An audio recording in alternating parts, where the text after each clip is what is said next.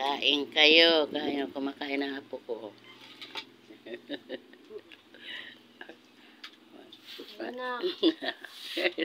Badi. Yan ang pagkain namin. Dito kami sa nakalapag lang kami. Hindi kami gumamit ng misa kasi walang misa. Pero may misa kami. Pero cute. Kain na, kain na.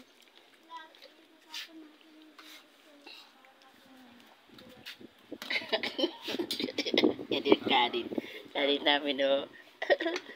Yan, ulam namin. Isa na lang yung prito. Kain tayo, mga guys.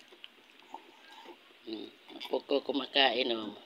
Sarili na siyang plato. Dalawang, makuha pa siya luto. Mabahog pa siya. Kain ka pa na? Oo. Kunti na lang, kunti.